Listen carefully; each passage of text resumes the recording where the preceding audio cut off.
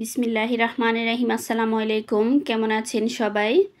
আশা করছি ভালো। হাজির হয়ে গেলাম খুবই মজার একটা রান্নার রেসিপি নিয়ে। আজকে রান্না করব গরুর মগজ, আর মগজটাকে আমি তার আগে পরিষ্কার করে নিচ্ছি। এখানে একটা বাটিতে আমি একটা মগজ নিয়েছি আর দিয়েছি নর্মাল পানি। পানিটা দিয়ে 5 মিনিটের মতো রেখে দিব। এখন রগগুলো আমি উঠিয়ে নিব ভালোভাবে পরিষ্কার করে।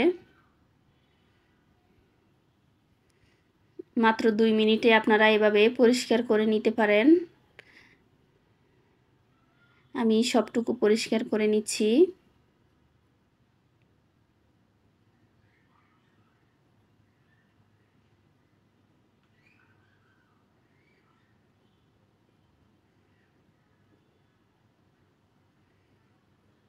এই তো সবগুলো আমি ভালোভাবে পরিষ্কার করে নিয়েছি।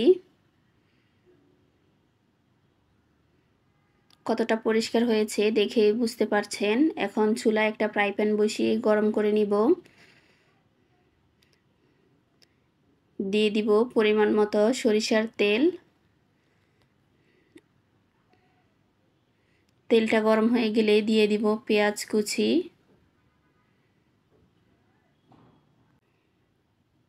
পেঁয়াজটা দিয়ে ভালোভাবে নেড়েচেড়ে কিছুক্ষণ ভেজে নিব।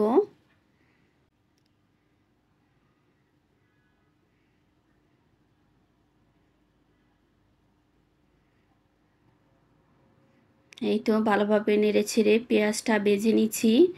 পেঁয়াজটা ভাজা হয়ে গেলে দিয়ে দিব সামান্য একটু পানি। দিয়ে দিচ্ছি আদা রসুন বাটা 1 টেবিল চামচ, আদা বাটা 1 টেবিল চামচ, রসুন বাটা।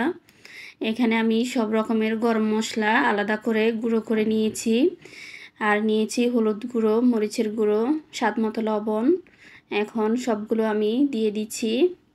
দিয়ে ভালোভাবে নেড়েচেড়ে মিশিয়ে নিব। আর মশলাটা কিন্তু আমি একটু কম দিয়েছি। বেশি মশলা দিলে খেতে ভালো লাগে না।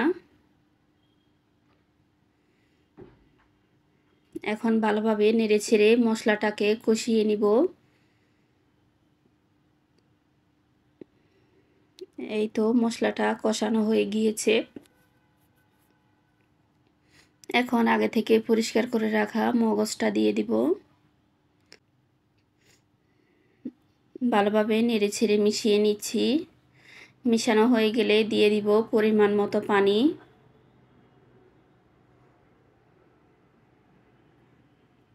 পানিটা দিয়ে আবারও ভালোভাবে নেড়েচেড়ে মিশিয়ে নিব।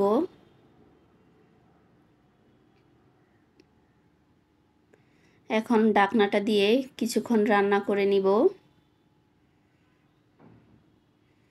ঢাকনাটা উঠিয়ে আবারও নেড়েচেড়ে মিশিয়ে নিচ্ছি।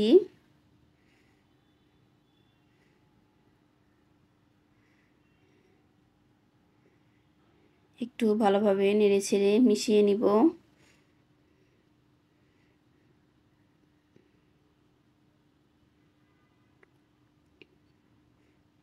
আমার রান্নাটা প্রায় হয়ে গিয়েছে। আমি চুলাটা কমিয়ে আরও কিছুক্ষণ রান্না করে নিব। আশা করছি আমার আজকের সহজ রেসিপিটি আপনাদের ভালো লেগেছে। ভালো লাগলে একটা লাইক দিয়ে অন্যদের দেখার সুযোগ করে দিবেন। আর এইরকম নতুন নতুন রেসিপি পেতে পপিস কুকবুকের সাথেই থাকবেন। আর আমার আজকের রেসিপিটি কেমন হয়েছে সেটাও জানাতে পারেন। এই তো রান্নাটা প্রায় হয়ে গিয়েছে।